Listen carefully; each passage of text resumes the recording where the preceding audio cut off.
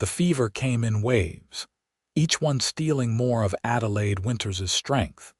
And as she lay in the back room of Sweetwater's small general store where she worked, she knew with a certainty that terrified her that this winter would be her last. The November wind howled against the wooden walls, promising snow and ice in the coming weeks, and Adelaide could barely lift her head from the thin pillow beneath it. She was 22 years old, far from her family back in Missouri, and dying alone in a dusty Texas town where nobody really knew her beyond the polite smile she wore while selling them flour and tobacco. The door to the storeroom creaked open, letting in a shaft of pale afternoon light.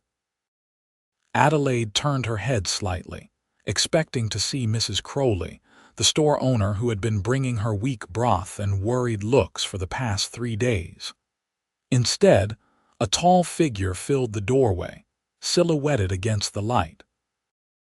As her eyes adjusted, she made out the shape of a man in worn leather chaps and a dark coat, his hat in his hands.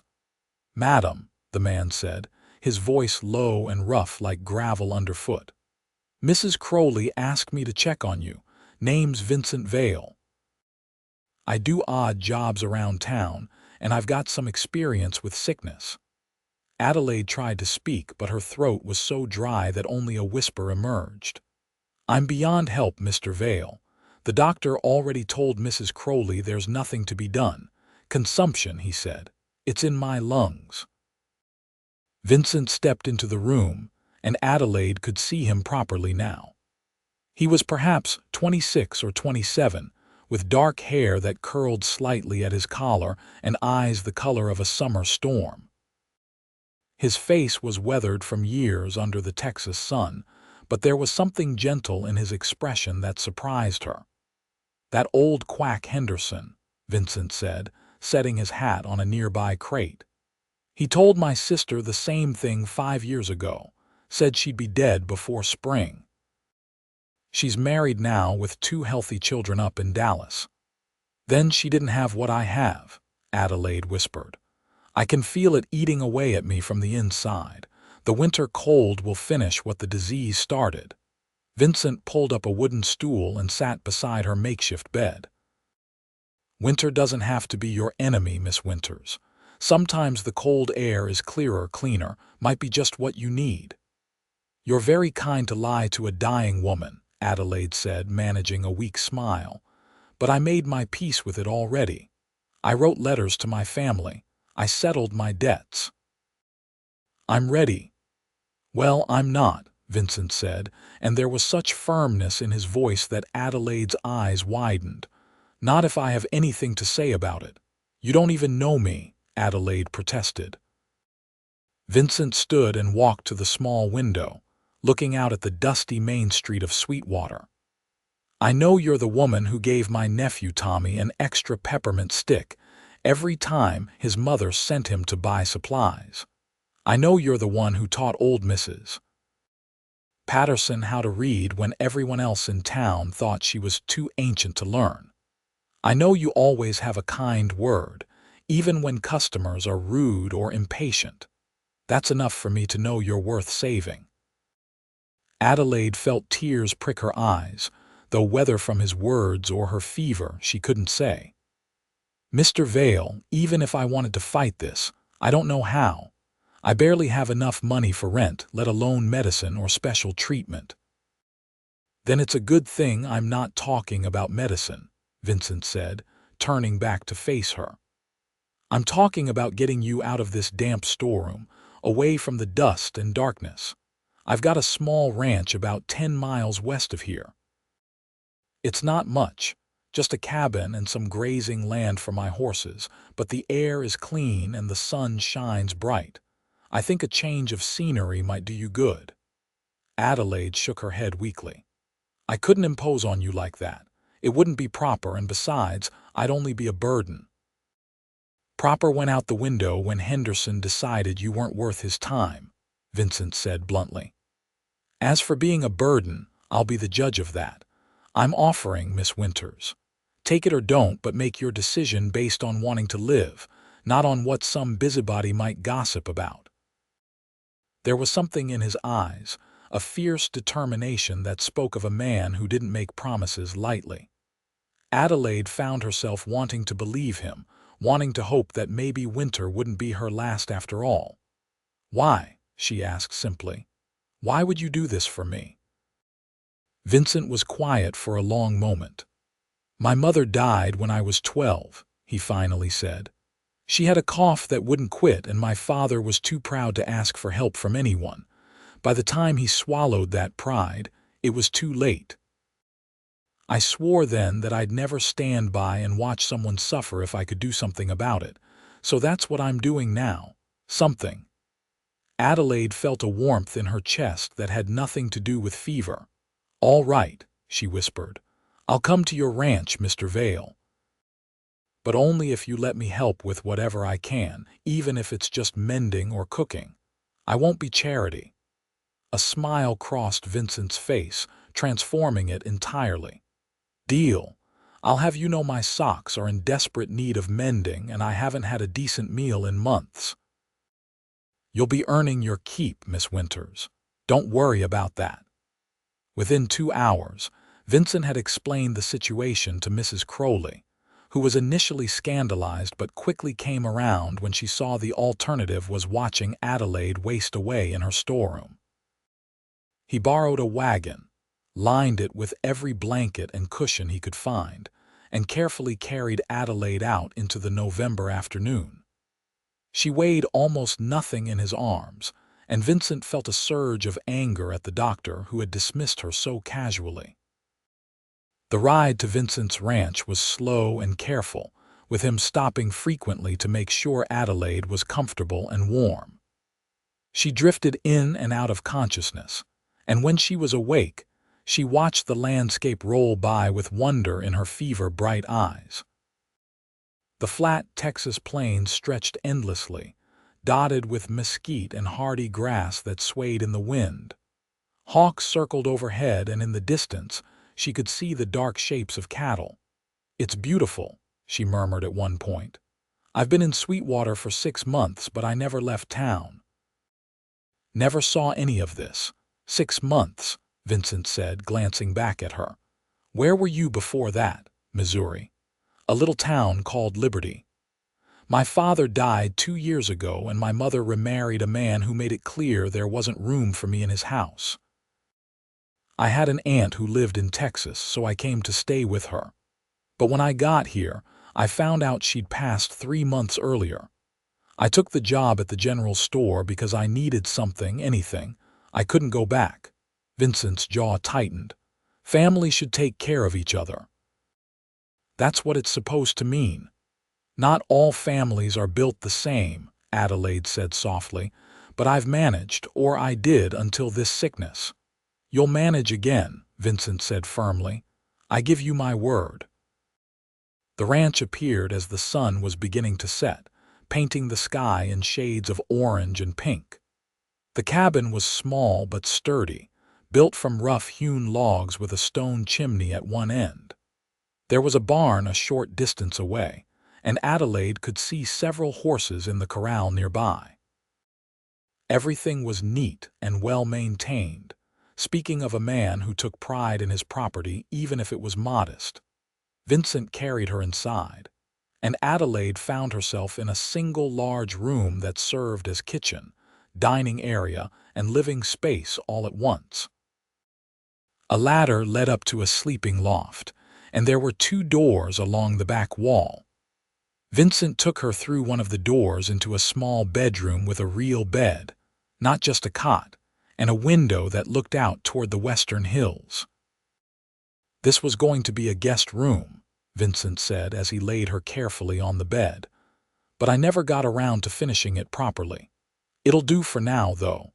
You'll have privacy, and I'll be right outside if you need anything."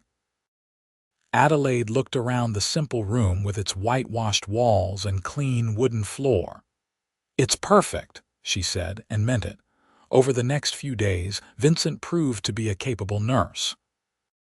He made her beef broth that was rich and nourishing, brought her water mixed with honey to soothe her throat, and helped her sit up several times a day to prevent her lungs from filling with fluid.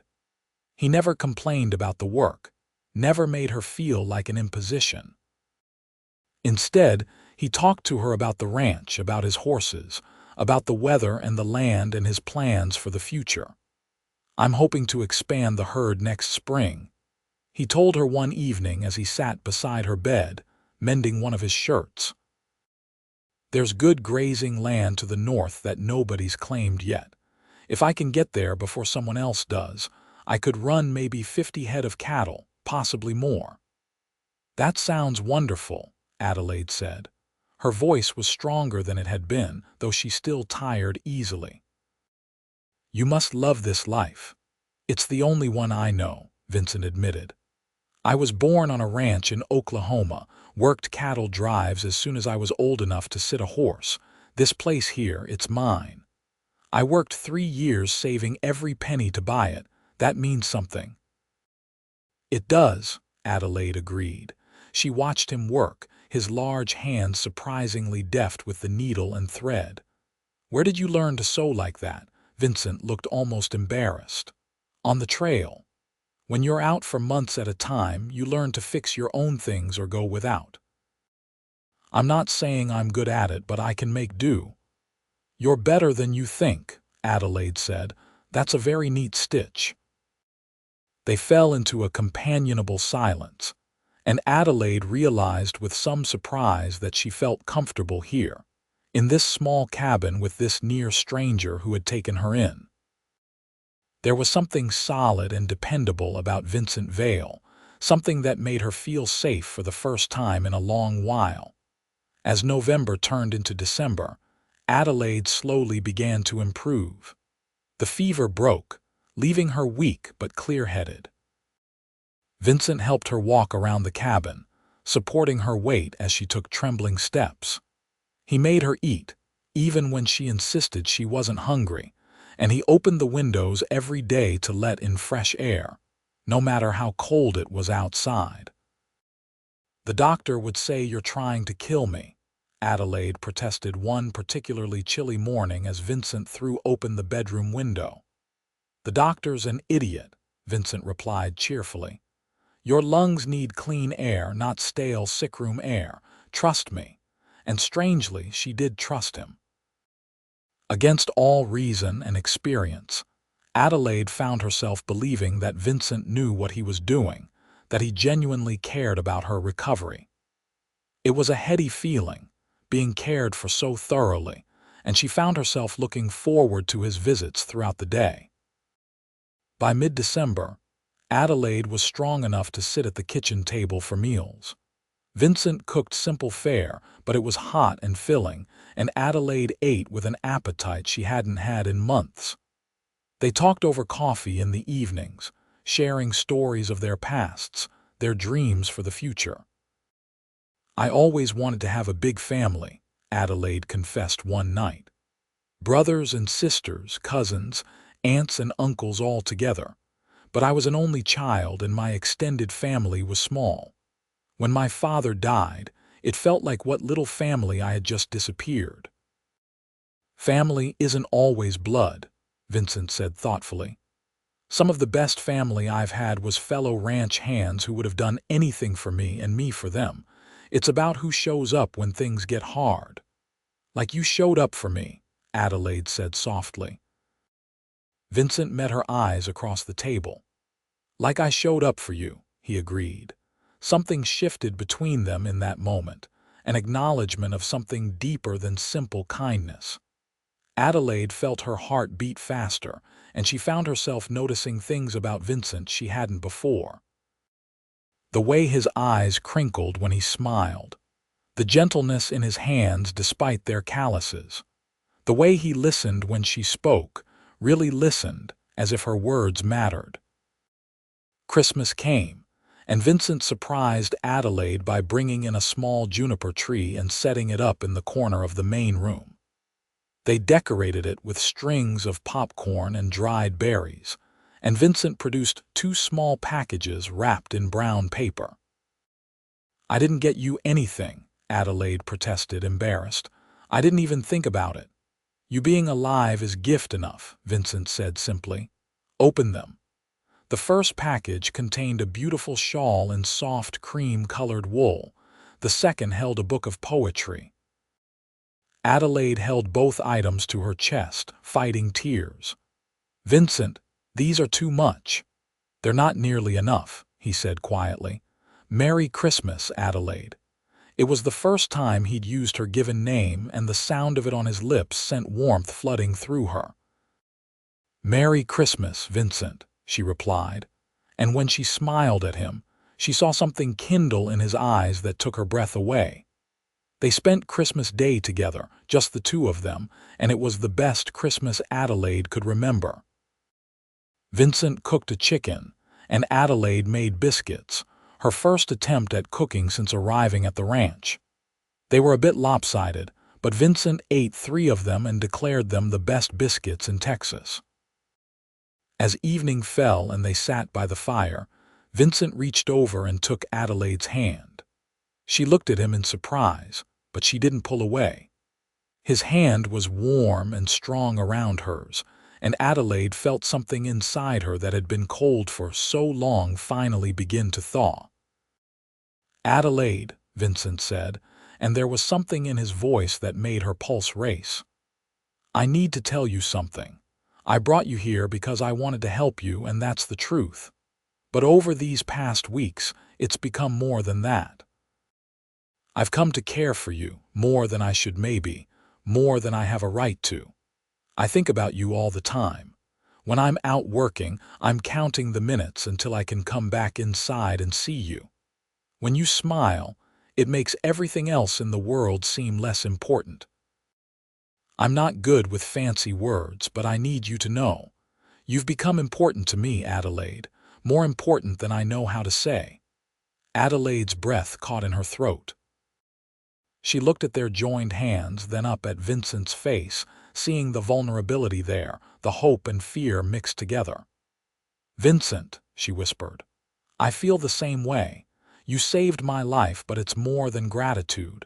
You make me feel seen, valued. When I'm with you, I feel like I matter, like I'm not just taking up space in the world. I think I'm falling in love with you. You think? Vincent asked, and there was a hint of a smile on his lips. Adelaide laughed, a sound of pure joy. I know, she corrected. I know I'm falling in love with you.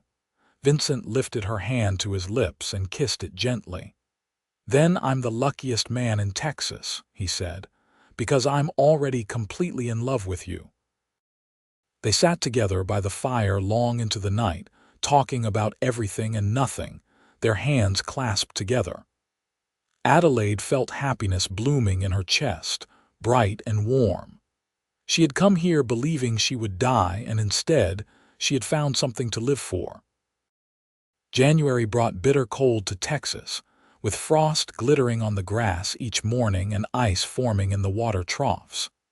Adelaide continued to grow stronger, though she tired more easily than she wanted to admit.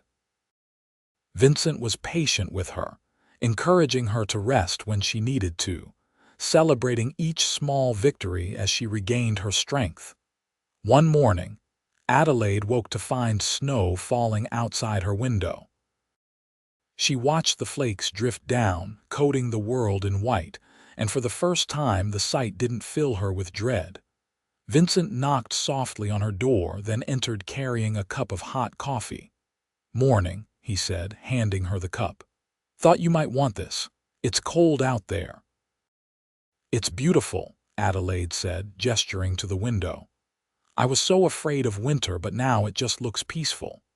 Vincent sat on the edge of her bed, something he'd taken to doing recently. You're not afraid anymore, Adelaide shook her head. Not like I was. I'm still not completely well, I know that. Some days are harder than others. But I'm not giving up. I want to see spring, Vincent. I want to see your ranch in bloom, see those cattle you're going to buy. You'll see all of that and more, Vincent promised. He reached out and brushed a strand of hair from her face, his touch gentle. Adelaide, there's something I've been wanting to ask you, but I've been waiting for the right time. I'm not sure there is a right time, so I'm just going to say it." Adelaide set down her coffee cup, her heart beginning to race. "What is it?" "Marry me," Vincent said simply. "I know it's fast, I know we've only known each other a few months, but I've never been more certain of anything in my life. I love you, Adelaide Winters. I want to spend every day for the rest of my life making you happy, keeping you safe, building a future together. Say yes." Adelaide felt tears streaming down her cheeks, but she was smiling wider than she ever had. "Yes," she said breathlessly. "Yes, Vincent, I'll marry you. I love you so much." Vincent pulled her into his arms, holding her close, and Adelaide felt complete in a way she never had before. They stayed like that for a long moment, just holding each other, before Vincent pulled back enough to look at her face. "I don't have a ring yet," he admitted. "I'll get you one, I promise. The finest ring in all of Texas." "I don't need a ring," Adelaide said, laughing through her tears. "I just need you." Vincent kissed her then, gentle and sweet, and Adelaide kissed him back with all the love and hope and joy that filled her heart. When they finally broke apart, both were smiling like fools. "When?" Adelaide asked. "When should we get married?" "As soon as you're strong enough to make the trip into town," Vincent said. "I want you to be my wife, Adelaide. I want everyone to know that you're mine and I'm yours." "I'm strong enough now," Adelaide insisted. "I'm strong enough for anything." They were married 3 weeks later in Sweetwater's small church, with Mrs. Crowley and a handful of townspeople as witnesses. Adelaide wore a simple blue dress that Vincent had bought her from the general store, and Vincent wore his best shirt and a new string tie. The ceremony was short but heartfelt, and when the preacher pronounced them man and wife, Vincent kissed Adelaide like she was the most precious thing in the world. The ride back to the ranch, which was now truly their home, felt different to Adelaide. She was Mrs. Vincent Vale now, and the knowledge filled her with quiet joy. Vincent kept looking over at her as they drove, as if he couldn't quite believe she was real. "What are you thinking?" Adelaide asked, catching his glance. "That I'm the luckiest man alive," Vincent said. "That I can't believe you're really my wife. That I'm going to spend every day making sure you never regret saying yes." "I could never regret it," Adelaide said firmly. "Vincent, you gave me my life back. You gave me hope when I had none. You showed me what love really looks like." "How could I ever regret that?" Their first night as husband and wife was tender and sweet. Vincent was gentle with Adelaide, conscious of her still recovering health, and Adelaide felt cherished in a way that brought tears to her eyes. They lay together afterwards, Adelaide's head on Vincent's chest, listening to the steady beat of his heart. "I was so alone," she whispered into the darkness. "Before you, I was so alone, I thought I was going to die that way." Vincent's arms tightened around her. "You're not alone anymore. You'll never be alone again. I promise you that, Adelaide. Whatever comes, we face it together." "Together," Adelaide echoed, and the words sounded like a vow. February brought warmer weather, and Adelaide's health continued to improve. She was able to help more around the ranch now, cooking proper meals, tending a small vegetable garden Vincent had started for her, even helping him with some of the lighter chores. She learned to love the rhythm of ranch life, the early mornings and the simple work, the satisfaction of a day well spent. Vincent taught her to ride, starting with his gentlest mare. Adelaide was nervous at first, but Vincent was patient, leading the horse around the corral while Adelaide got used to the sensation of being in the saddle. Soon, she was riding on her own, and the freedom of it thrilled her. "You're a natural," Vincent called out one afternoon as Adelaide trotted past him. "Next thing you know, you'll be helping me move cattle."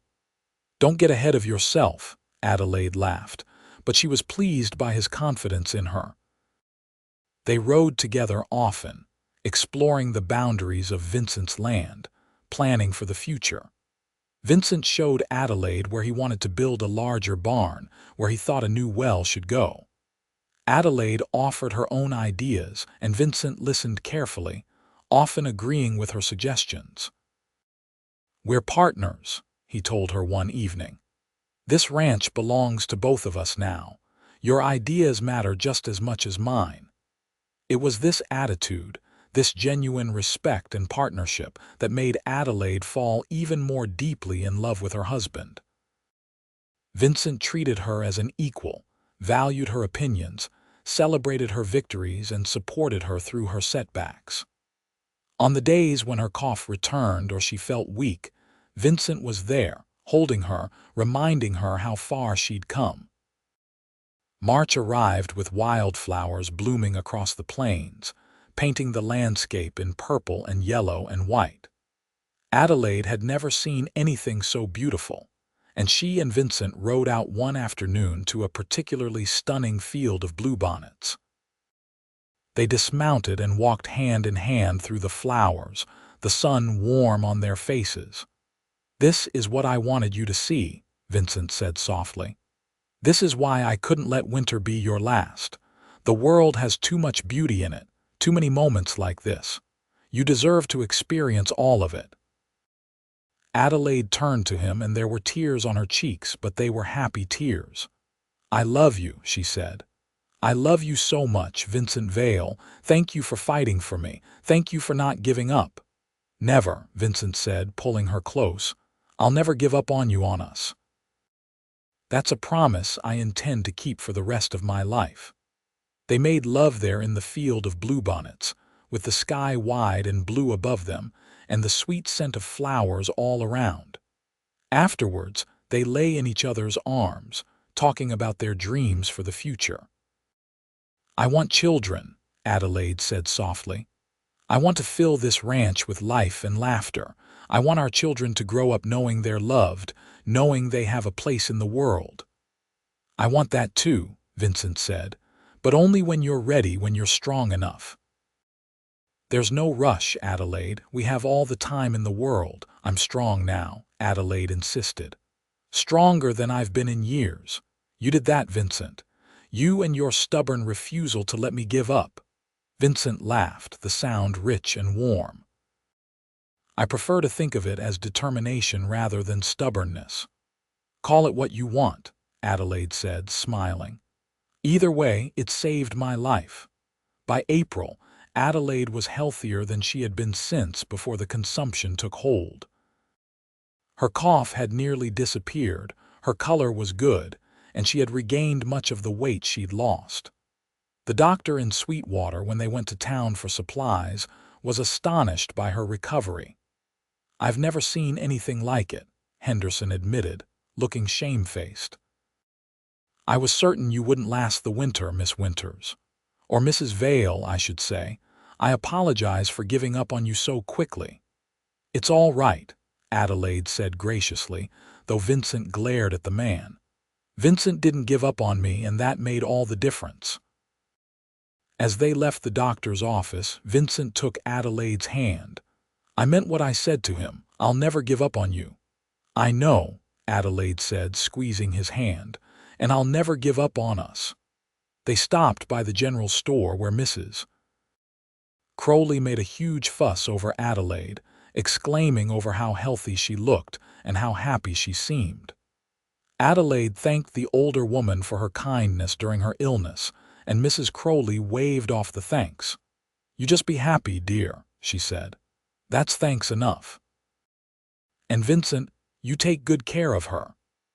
"Always," Vincent promised, and the sincerity in his voice made Mrs. Crowley smile. That night back at the ranch, Adelaide stood at the window looking out at the stars.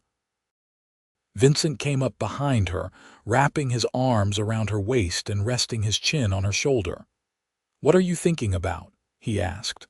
"About how different my life is now compared to 6 months ago," Adelaide said. "6 months ago, I was alone and dying. Now I'm married to the man I love, living on a beautiful ranch, healthier than I've been in years. It's almost hard to believe." "Believe it," Vincent murmured, kissing her neck. "This is real, Adelaide. This is our life." "Our life," Adelaide repeated, turning in his arms to face him. "I like the sound of that." They kissed, long and deep, and Vincent lifted her into his arms, carrying her to their bedroom. Their lovemaking that night was passionate and intense, a celebration of life and love and the future they were building together. May brought the cattle Vincent had been saving for. He purchased 20 head from a rancher to the north, good breeding stock that would form the foundation of his herd. Adelaide helped him drive them back to the ranch, proving herself capable in the saddle. Vincent watched her work with pride, amazed by how far she'd come from the frail, dying woman he'd carried to his ranch 6 months earlier. "You're something else, Mrs. Vale," he told her that evening as they watched the cattle settle into their new home. "You know that." "I learned from the best," Adelaide said, leaning against him. "You taught me everything, Vincent, how to ride, how to work cattle, how to live again. You're an excellent teacher." "You were an excellent student," Vincent countered. "But more than that, you were willing to fight. A lot of people would have given up, but not you. You kept pushing, kept trying. That's all you, Adelaide. Be proud of that." Adelaide felt tears prick her eyes. "I'm proud of us," she said. "Proud of what we've built together." "Together," Vincent agreed, kissing the top of her head. "That's the only way anything good ever gets built." June brought heat to Texas, but Adelaide thrived in it. She tended her garden, which was producing tomatoes and beans and squash, and she helped Vincent with the daily work of running the ranch. They fell into an easy rhythm, working together during the day and spending their evenings planning and dreaming.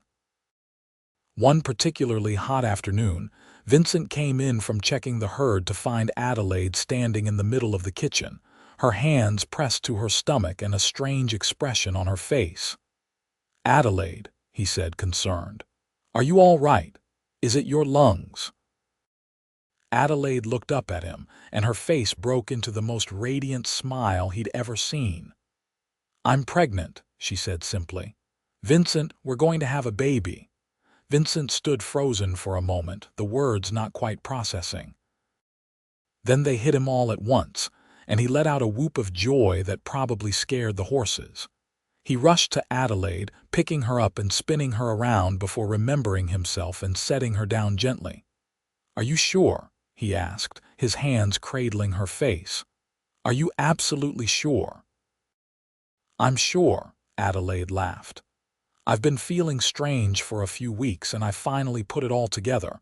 We're going to have a baby, Vincent. In January, I think." Vincent felt tears running down his cheeks and he didn't care. "A baby," he said wonderingly. "Adelaide, you're giving me everything I've ever wanted. A wife I love, a family, a future. How did I get so lucky?" "We both got lucky," Adelaide said, her own tears falling freely. "Last winter I thought I was dying. This winter I'll be bringing a new life into the world. Vincent, you did this. You made this possible." "We did this," Vincent corrected gently. "Together, remember." They held each other close, both overwhelmed with joy and gratitude. Vincent's hands moved to Adelaide's still flat stomach, marveling at the life growing there. Their child. Their future. "Are you feeling all right?" Vincent asked, suddenly worried. "Is this safe for you given your health?" "I feel wonderful," Adelaide assured him. "Better than I have in years. I think carrying this baby is good for me, strange as that sounds. It's like it's giving me even more reason to be strong and healthy." "Still, we need to be careful," Vincent said. "No heavy lifting, no overworking yourself. Promise me, Adelaide." "I promise," Adelaide said, though she rolled her eyes a bit. "But Vincent, I'm not fragile. I'm not that dying woman anymore. I'm strong now." "I know you are," Vincent said. "But you're also my wife and the mother of my child, and I'm going to take care of you whether you like it or not." Adelaide laughed and kissed him. "I like it," she assured him. "I like it very much." The months that followed were some of the happiest of Adelaide's life.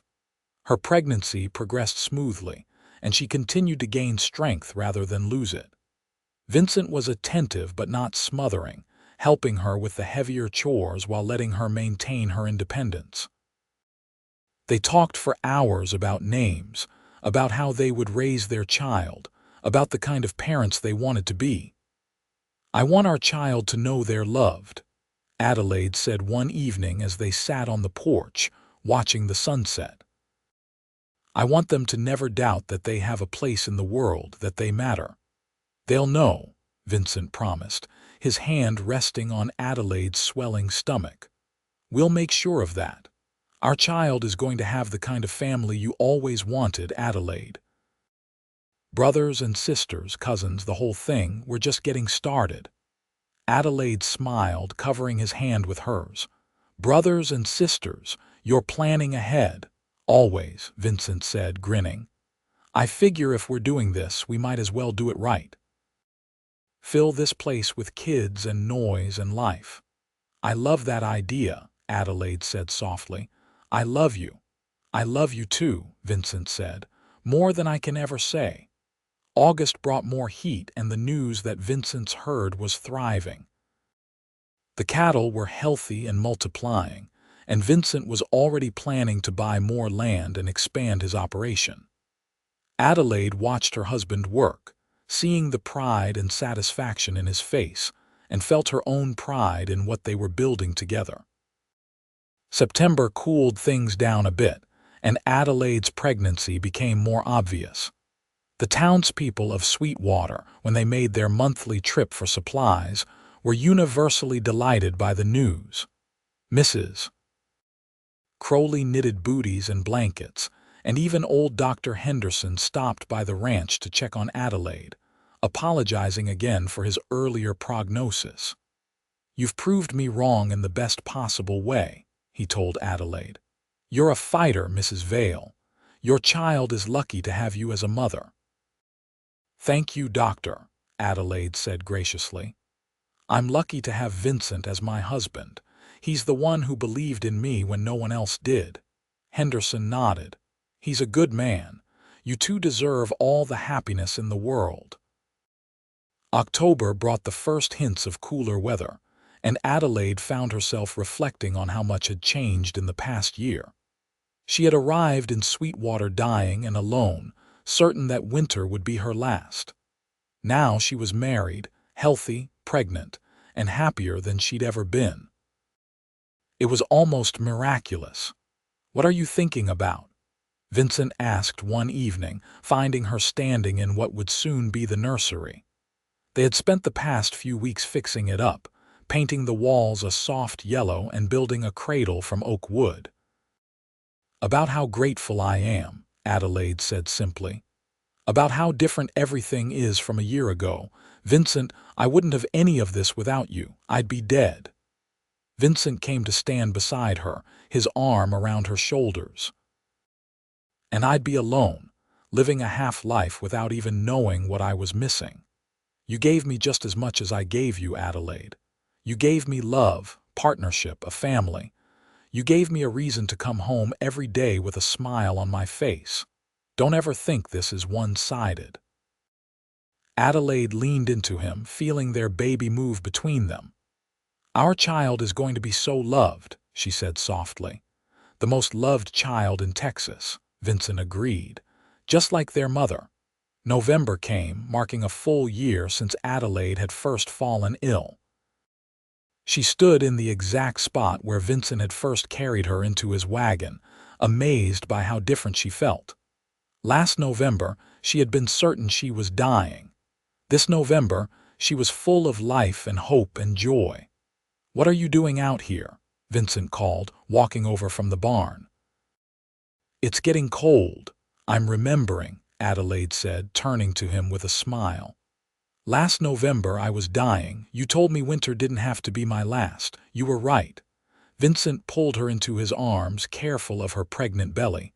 "I'll always fight for you," he said. "For us. No matter what." "I know," Adelaide said. "And I'll always fight too. We're a team, you and me." "The best team," Vincent agreed, kissing her forehead. Now let's get you inside where it's warm. Can't have you or the baby catching cold. December brought preparations for both Christmas and the baby's arrival. Vincent made sure they had everything they could possibly need, including arranging for Mrs. Crowley to come stay at the ranch when Adelaide's time came. Adelaide spent her days preparing the nursery, knitting small clothes and daydreaming about the life they would soon hold in their arms. "Boy or girl?" Vincent asked one evening, his hand on Adelaide's stomach as the baby kicked vigorously. "I don't care," Adelaide said honestly. "As long as they're healthy and happy, that's all that matters to me." "A boy would be good," Vincent mused. "Someone to help with the ranch eventually, but a girl would be wonderful too, a little version of you, or we could have one of each," Adelaide teased. "Twins." Vincent's eyes widened comically. "Don't even joke about that. I don't think my heart could take it." Adelaide laughed, the sound full of joy. "Whatever we have, it's going to be perfect, because it's ours." Christmas was quiet but meaningful, just the two of them and the anticipation of the child soon to join them. Vincent gave Adelaide a beautiful rocking chair he had made himself, perfectly sized for nursing a baby. Adelaide gave Vincent a new hat and a leather journal where he could record the ranch's progress and eventually pass it down to their children. "For our family history," she explained. "So our children and grandchildren will know where they came from, what we built together." Vincent held the journal reverently. "This is perfect," he said, his voice thick with emotion. "I'll start writing in it today. The story of how I met the most amazing woman in the world and how she changed my life." "Our story," Adelaide corrected gently. "How we found each other and built something beautiful together." "Our story," Vincent agreed, pulling her close. "The best story ever told." January arrived with bitter cold and a sense of anticipation that filled every corner of the ranch. Adelaide's time was drawing near, and Vincent barely let her out of his sight. Mrs. Crowley arrived on January 15th, settling into the guest room and taking over the kitchen with cheerful efficiency. "You just rest, dear," she told Adelaide. "Let me handle everything else. That baby will be here soon enough, and then you'll have your hands full." Adelaide was grateful for the help, as she was finding it harder to move comfortably. The baby seemed to be sitting right on her lungs, making it sometimes difficult to breathe, but Dr. Henderson had assured her this was normal. Still, Vincent worried, hovering over her like a mother hen. "I'm fine," Adelaide assured him for the 100th time. "Stop worrying so much." "I'll stop worrying when you're holding our healthy baby and you're both safe and sound," Vincent said firmly. "Until then, I'm going to worry as much as I want." Adelaide's labor began late in the evening on January 22nd. Vincent immediately went into a panic, running around gathering towels and water and generally getting in the way. Mrs. Crowley finally shooed him out of the bedroom. "Walk it off, Vincent," she said kindly. "This is going to take a while, and Adelaide needs to focus. We'll call you when it's time." Vincent paced the main room for hours, listening to Adelaide's laboring sounds and feeling completely helpless. He prayed more in those hours than he had in his entire life, begging God to keep Adelaide safe, to let her and the baby both survive this. He couldn't lose her, not now, not when they'd come so far. Dawn was breaking when he finally heard it. A baby's cry, strong and lusty, filling the cabin with its sound. Vincent's legs nearly gave out with relief. A moment later, Mrs. Crowley opened the door, her face beaming. "You have a son," she announced. "A beautiful, healthy boy, and Adelaide is fine. Tired, but fine. Come meet your child, Vincent." Vincent stumbled into the bedroom on shaking legs. Adelaide was propped up against the pillows, pale and exhausted but smiling radiantly. In her arms was a tiny bundle wrapped in one of Mrs. Crowley's knitted blankets. Vincent approached slowly, almost afraid to breathe. "Vincent," Adelaide said softly, "come meet our son." Vincent sat carefully on the edge of the bed, and Adelaide shifted the bundle so he could see. A small, red face peeked out from the blanket, eyes squinted shut, tiny fists waving. Vincent felt his heart swell so big he thought it might burst. "He's perfect," Vincent whispered, reaching out to touch one tiny hand. The baby's fingers immediately wrapped around Vincent's finger, gripping tight. "Adelaide, he's absolutely perfect. He has your nose," Adelaide said, smiling, "and I think he's going to have your dark hair too." "What should we name him?" Vincent asked, unable to take his eyes off his son. "I was thinking Samuel," Adelaide said. "Samuel Vincent Vale, what do you think?" "It's perfect," Vincent said, his voice breaking. "He's perfect. You're perfect. I love you so much, Adelaide. Thank you. Thank you for this, for him, for everything." Adelaide reached up and wiped the tears from Vincent's cheeks. "We did this together," she reminded him. "You and me, like everything else." Vincent leaned down and kissed her gently, then pressed a soft kiss to Samuel's forehead. "Welcome to the world, son," he whispered. "You have no idea how wanted you are." The days that followed were a blur of sleepless nights and endless wonder. Samuel was a good baby, only crying when he was hungry or needed changing, and Vincent was completely besotted with him. He held his son every chance he got, talking to him about the ranch, about the horses, about the life they would build together. Adelaide recovered quickly from the birth, bouncing back with the same resilience she'd shown in recovering from consumption.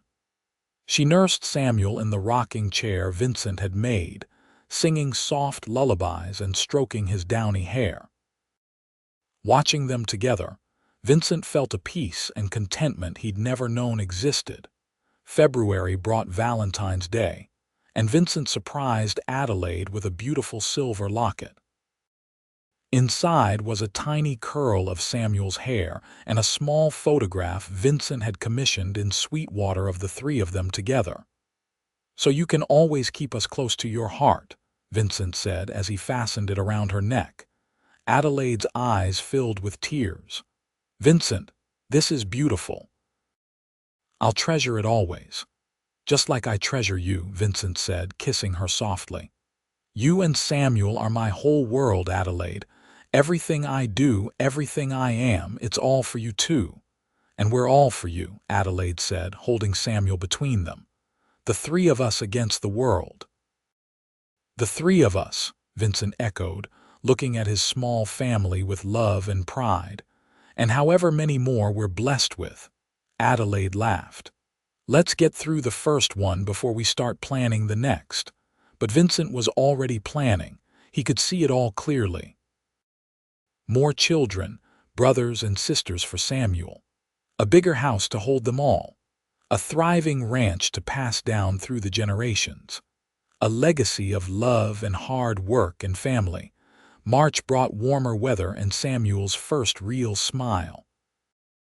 Vincent was convinced it was directed at him, though Adelaide insisted it was probably just gas.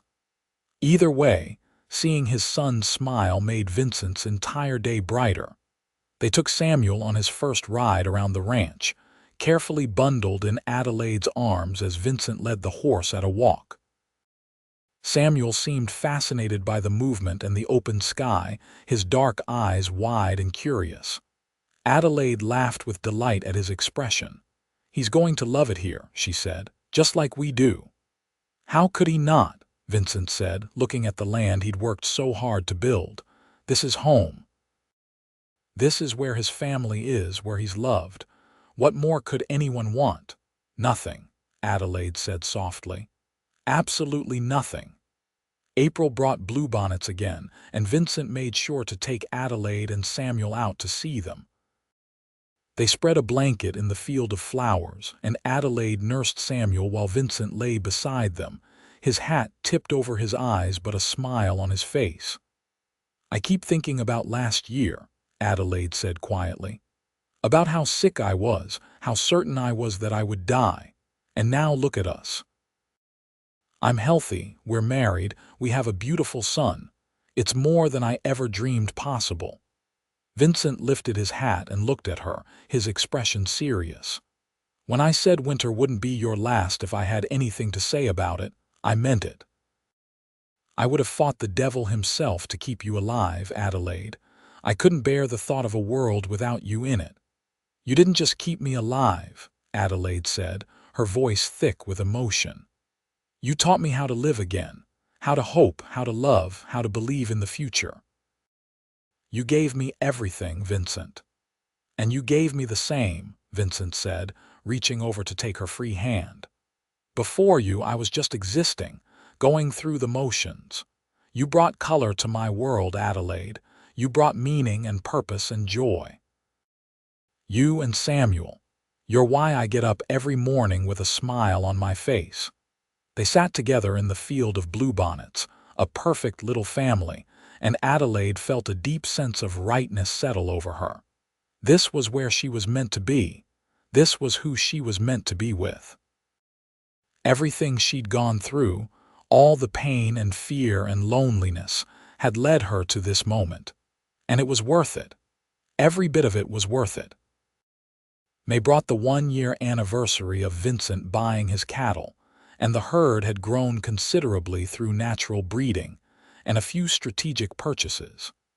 Vincent was proud of what he'd built, but he was prouder still of his family.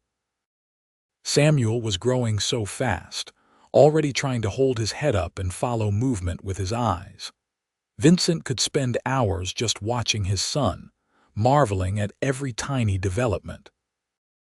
"You're going to spoil him," Adelaide teased one evening, finding Vincent holding a sleeping Samuel and just staring at him. "Impossible," Vincent said. "You can't spoil a baby with love. Besides, he's my son. I'll spoil him if I want to." Adelaide laughed and came to stand beside them, wrapping her arms around Vincent and looking down at Samuel. "We're so lucky," she said softly. "Sometimes I have to pinch myself to make sure this is all real." "It's real," Vincent assured her, "and it's only going to get better. Just wait and see." June brought Samuel's first laugh, a delightful gurgling sound that sent both Vincent and Adelaide into raptures. They spent hours trying to make him laugh again, making silly faces and funny noises. Vincent discovered that bouncing Samuel gently on his knee was almost guaranteed to produce giggles, and it became a nightly ritual before bed. "He's going to think his father is a complete fool," Adelaide said, watching Vincent dance around the room with Samuel in his arms, singing a ridiculous made-up song. "As long as he's laughing, I don't care," Vincent said, spinning in a circle that made Samuel squeal with delight. "Besides, he needs to learn early that his father isn't above making a fool of himself for his family." Adelaide felt her heart melt. This was the man who had saved her life, who had fought for her when she'd given up on herself. And now he was the father of her child, dancing around their home without a care for dignity, just wanting to make their son happy. How had she gotten so lucky? July brought the realization that Adelaide was pregnant again. She was both thrilled and slightly overwhelmed. Samuel was only 6 months old, which meant she'd have 2 babies under 2 years old to care for. But when she told Vincent, his reaction was pure, unfiltered joy. "Another baby," he exclaimed, picking her up and spinning her around before remembering himself and setting her down. "Adelaide, that's wonderful. Are you happy?" "Are you feeling all right?" "I'm happy," Adelaide assured him, laughing at his enthusiasm. "A little nervous about having 2 so close together, but happy. We're building our family, Vincent, just like we talked about." "Just like we talked about," Vincent agreed, his hands already moving to her stomach even though there was nothing to feel yet. "Samuel's going to be a big brother. He'll be so good at it." "He's 6 months old," Adelaide pointed out, amused. "He doesn't even know what a brother or sister is yet." "He will," Vincent said confidently, and he'll be the best big brother in Texas, I just know it." The months that followed were busy but joyful. Samuel continued to grow and develop, reaching all his milestones right on schedule. He started sitting up on his own, then crawling, then pulling himself up on furniture. Vincent child-proofed the entire cabin, convinced that Samuel was going to hurt himself at any moment while Adelaide watched with amusement. "He's a baby, Vincent. Babies explore. It's normal." "He's my baby," Vincent countered, "and I'm going to make sure he's safe." Adelaide's pregnancy progressed smoothly, just like her first. She continued to help with the ranch work as much as she could, though Vincent became increasingly insistent that she rest more. By December, when she was heavily pregnant and Samuel was walking everywhere on wobbly legs, Adelaide was ready for the new baby to arrive. "I feel like I'm as big as a barn," she complained one evening, trying to find a comfortable position in bed. "You're beautiful," Vincent said, his hand resting on her swollen belly. "You're carrying our child. There's nothing more beautiful than that." "You have to say that," Adelaide said, but she was smiling. "You're my husband." "I say it because it's true," Vincent insisted. "Adelaide, you're the most beautiful woman I've ever seen, pregnant or not. Don't ever doubt that." Adelaide reached for his hand and squeezed it. "I love you. Have I told you that today?" "Only about 10 times, Vincent said, grinning, "but I never get tired of hearing it." "I love you too, Adelaide. More than anything in this world except maybe Samuel and this new baby." "Maybe," Adelaide teased. "Okay, definitely," Vincent admitted, "but you're all tied for first place in my heart." Their second child, a daughter they named Rose, was born on January 14th, just a week before Samuel's first birthday. The labor was faster this time, and Vincent was allowed to be present for more of it. When Rose emerged crying lustily with a shock of dark hair just like her brother, Vincent cried too. "A daughter," he said wonderingly, holding the tiny girl in his large, work-roughened hands. "Adelaide, we have a daughter." "We do," Adelaide said, exhausted but happy. "Rose, our little Rose." Samuel, who had been staying with Mrs. Crowley during the birth, was brought home the next day to meet his sister. He was fascinated by the tiny baby, reaching out to touch her gently with one chubby finger. Vincent held Rose carefully while Samuel investigated her, ready to intervene if needed, but Samuel was surprisingly gentle. "Baby," Samuel said, one of his few words. "Baby." "That's right," Adelaide said, tears in her eyes. "That's your baby sister, Rose. You're going to help us take care of her." Samuel nodded seriously, as if he understood the weight of his new responsibility. Vincent laughed and kissed the top of his son's head. "Good boy, Samuel. You're already the best big brother." The months that followed were chaotic in the best possible way. 2 babies under 2 kept both Vincent and Adelaide busy from dawn to well past dusk. But they managed, working together as they always did, supporting each other through the exhausting days and sleepless nights. Vincent hired a young man named Thomas to help with some of the ranch work, giving him more time to spend with his family. Thomas was good with horses and eager to learn, and Vincent found himself enjoying teaching someone the trade. It reminded him of how he'd once been taught, and he was careful to be the kind of mentor he'd wished for in his younger days. Adelaide thrived despite the workload. She loved being a mother, loved watching Samuel and Rose grow and develop. She sang to them, read to them, played with them for hours. And when they were both finally asleep at night, she would curl up against Vincent on their bed and talk about their days, their dreams, their future. "I want more," she said one night. "More children, I mean. Not right away, but eventually. I want the big family I always dreamed of." "Then that's what we'll have," Vincent said, kissing her forehead. "As many children as you want, Adelaide. We'll fill this place with kids and laughter and love." "We already have," Adelaide said softly, but more would be wonderful. By the time Samuel was 2 and Rose was 1, the Vale Ranch was thriving. Vincent's herd had grown to nearly 100 head of cattle, and he'd purchased an additional 50 acres of land. He'd built a bigger barn and expanded the house, adding 2 more bedrooms for their growing family. The ranch was becoming one of the most successful small operations in the area, and Vincent's reputation for fair dealing and hard work had earned him the respect of his neighbors. But more than any material success, Vincent treasured his family. He loved coming in from a long day of work to find Adelaide teaching Samuel his letters, or singing to Rose as she played with wooden blocks. He loved the sound of his children's laughter, the feel of their small arms around his neck when he came home. He loved the life he and Adelaide had built together, from nothing but determination and love. "Do you ever think about that winter?"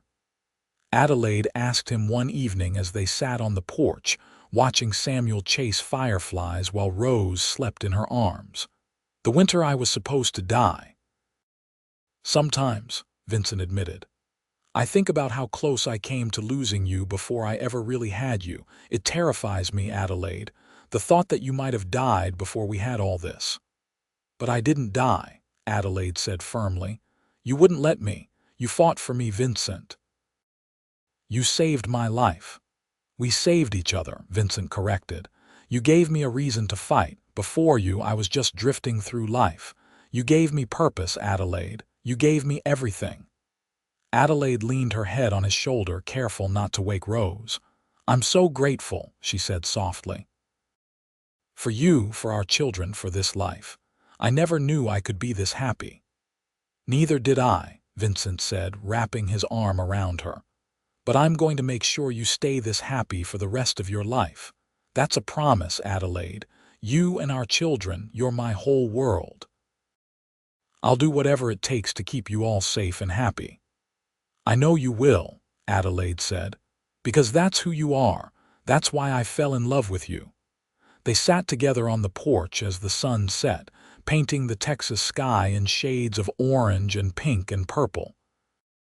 Samuel eventually tired of chasing fireflies and came to climb into Vincent's lap, exhausted. Rose stirred in Adelaide's arms but didn't wake, and Vincent looked at his family, his heart so full of love he thought it might burst, and knew that this was what life was supposed to be about. Not wealth or fame or adventure, but these quiet moments with the people you loved. These perfect, ordinary moments that made up a life well lived. The years continued to pass, bringing more joys and occasional challenges. Adelaide had 2 more children, another boy they named William and a girl they named Clara. The house was always full of noise and laughter, with children running in and out, playing with the ranch dogs, helping with age-appropriate chores. Vincent taught all his children to ride, to work cattle, to respect the land and the animals that sustained them. Adelaide taught them to read and write, to be kind and honest, to value family above all else. Samuel grew into a responsible young boy who took his role as oldest seriously, always looking out for his younger siblings.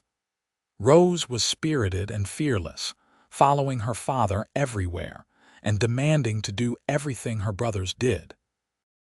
William was quiet and thoughtful, more interested in books than ranching but loved nonetheless. And Clara was pure joy, singing constantly and making everyone around her smile. The ranch continued to prosper.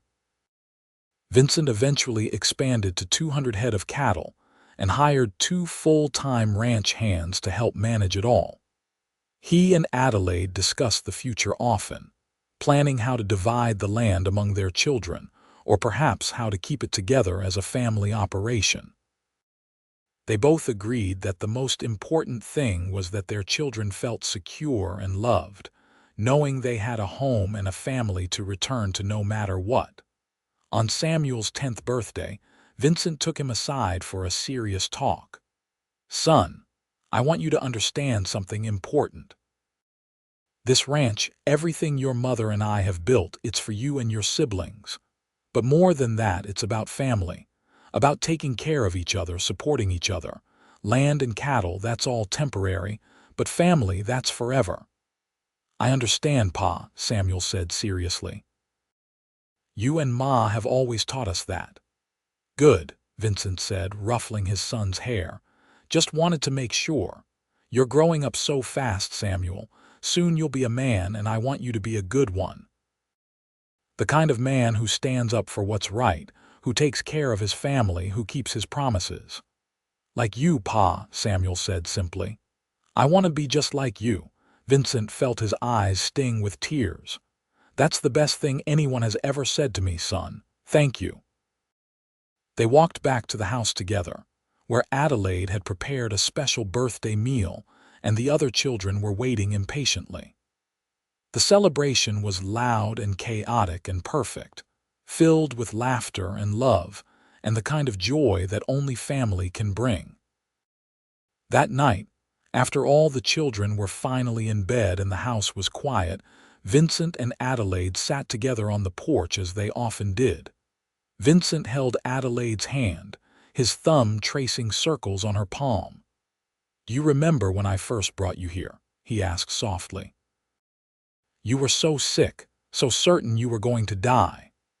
"Of course I remember," Adelaide said. "It was the beginning of my life, even though I didn't know it at the time. You were so determined, so certain that I could get better. I thought you were crazy." "Maybe I was a little crazy," Vincent admitted with a smile. "But I couldn't just let you give up. Something in me knew that you were meant for more than dying alone in a storeroom." "You saved me," Adelaide said simply. "In every way a person can be saved. You gave me life, love, a family, a home. Everything I have, everything I am, it's because of you." "No," Vincent said firmly. "It's because of you. Because you chose to fight, because you chose to live, because you chose to build this life with me. I may have given you a chance, Adelaide, but you're the one who took it and made something beautiful out of it." Adelaide moved closer to him, resting her head on his shoulder. "We did it together," she said. "Like everything else." "Together," Vincent agreed, kissing the top of her head. "Always together." They sat in comfortable silence, listening to the night sounds of the ranch. In the distance, cattle lowed softly. Closer by, one of the horses whinnied. Inside the house, they could hear the quiet breathing of their sleeping children. It was a symphony of home and family and peace. "I love you, Vincent Vale," Adelaide said softly. "More than I have words to express. You gave me a future when I thought I had none. You gave me happiness beyond measure. Thank you for not giving up on me." "I love you too, Adelaide Vale," Vincent replied, his voice thick with emotion. "And I'll never give up on you, on us, on our family. That's a promise I made years ago, and it's one I intend to keep until my last breath. You're my heart, Adelaide. You and our children. You're everything that matters." They stayed on the porch long into the night, holding each other close, grateful for every moment they had together. The winter that was supposed to be Adelaide's last was now years behind them, just a memory of a dark time that had led to something beautiful. They had built a life together, a family, a legacy of love that would continue for generations. Inside the house, their children slept peacefully, secure in the knowledge that they were loved and wanted. Outside, the Texas stars shone bright and clear in the vast sky. And on the porch of their ranch, Vincent and Adelaide sat together, their hands clasped, their hearts joined, their future stretching out before them like the endless plains. The years continued to unfold, bringing more joy than sorrow, more laughter than tears. Samuel grew into a fine young man who eventually took over much of the ranch operations, working side by side with his father. Rose married a kind rancher from a neighboring property, staying close to home. William surprised everyone by becoming a teacher, opening a small school in Sweetwater where he taught children to read and write and dream. And Clara, their youngest, became a nurse, dedicating her life to helping others just as her father had helped her mother all those years ago. Vincent and Adelaide grew old together, their love deepening with each passing year. They watched their children marry and have children of their own, filling the ranch with a third generation of Vales. They celebrated anniversaries and birthdays, mourned the losses of friends and neighbors, supported each other through every joy and sorrow. On their 25th wedding anniversary, Vincent gave Adelaide a new journal to go with the one he'd been keeping since their marriage. "For our grandchildren," he explained, "so they'll know our story, how a dying woman and a stubborn cowboy built something beautiful together." Adelaide held the journal close to her heart, tears streaming down her cheeks. "It's been quite a story, hasn't it?" "The best story," Vincent agreed. "And it's not over yet. We still have more chapters to write." And they did. They lived to see all their children settled and happy. They lived to hold their grandchildren and even a few great-grandchildren.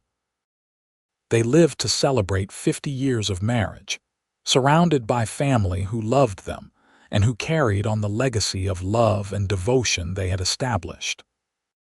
When Vincent finally passed away at the age of 78, Adelaide held his hand just as she had on their first night together in the cabin.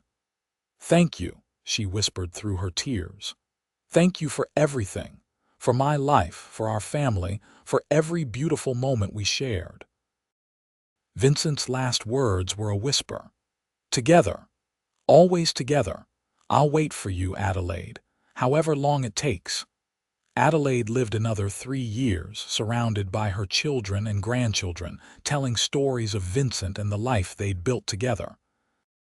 She never stopped missing him, but she found comfort in her family and in the knowledge that they would be reunited someday. She spent her final days in the room where Vincent had first brought her, now part of a much larger house filled with love and life. When Adelaide passed peacefully in her sleep at the age of 79, her children found her with a smile on her face and Vincent's journal clutched to her chest. Inside, on the final page, Vincent had written one last entry years before. It said simply, "Adelaide Winters Vale. The woman who was supposed to die but chose to live instead. The love of my life. The mother of my children. My partner in all things. She said winter would be her last. I promised not if I had anything to say about it. I kept that promise. And in return, she gave me a life beyond my wildest dreams." To anyone reading this in the future, love fiercely. Fight for what matters. Never give up on the people you care about. That's the Vale way. That's Adelaide's legacy. The ranch continued for generations, passed down through the family, each generation adding their own chapters to the story. But it all started with a dying woman and a determined cowboy who refused to accept that winter would be her last. It started with love and determination, and the simple choice to fight for something worth having. And that legacy, more than land or cattle or wealth, was what Vincent and Adelaide truly left behind. A legacy of love that would never die, passed down from parent to child, generation after generation, as enduring as the Texas plains themselves. Their story became a legend in Sweetwater, told and retold over the years. The story of how Vincent Vale had saved Adelaide Winters from certain death, and how she had saved him right back. How they had built a life together against all odds. How their love had created a family that continued to thrive decades after they were gone. Young couples would visit their graves, which lay side by side on a hill overlooking the ranch, and promise each other the same kind of devotion. Parents would tell their children the story as an example of what true love looked like. And the Vale family would gather every year on the anniversary of Vincent and Adelaide's first meeting to celebrate not just their ancestors, but the values they had embodied: determination, love, family. Never giving up on what matters. The cabin where Adelaide had first come to heal still stood, preserved by the family as a reminder of where it all began. Inside, the bedroom where she had recovered looked much as it had that first winter, simple and clean. The main room still held the rocking chair Vincent had made for Adelaide, now used by great-great-grandchildren who sat in it, never knowing the full story of its origin, but feeling somehow connected to the past through its worn wood and gentle sway. The ranch itself had grown and changed over the years, but the heart of it remained the same. It was a place of family, of hard work and honest living, of taking care of each other and the land that sustained them. It was everything Vincent and Adelaide had dreamed it would be and more. And on clear Texas nights, when the stars shone bright and the wind whispered through the grass, it was almost possible to feel their presence still. Vincent, standing tall and proud, surveying the land he had worked so hard to build.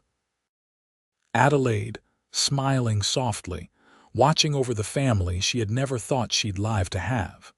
Together, always together, their love transcending even death to remain a guiding force for all who came after.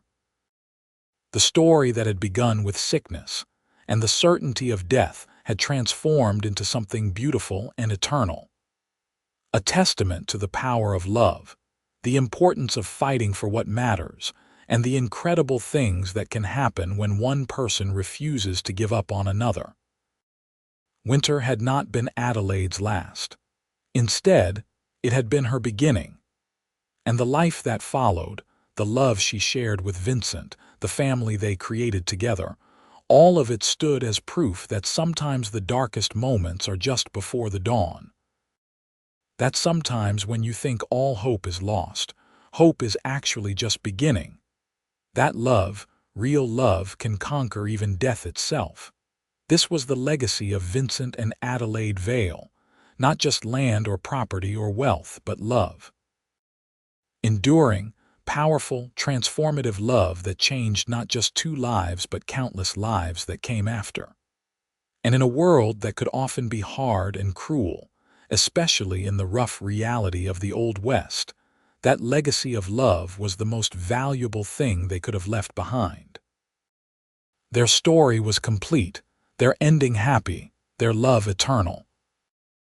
And for generations to come, whenever someone needed hope or inspiration, or just a reminder that good things were still possible, they would tell the story of the cowboy who refused to let winter be a young woman's last, and the woman who chose to live and love with everything she had. It was a story worth telling, worth remembering, worth honoring. It was the story of Vincent and Adelaide Vale, and it would never be forgotten.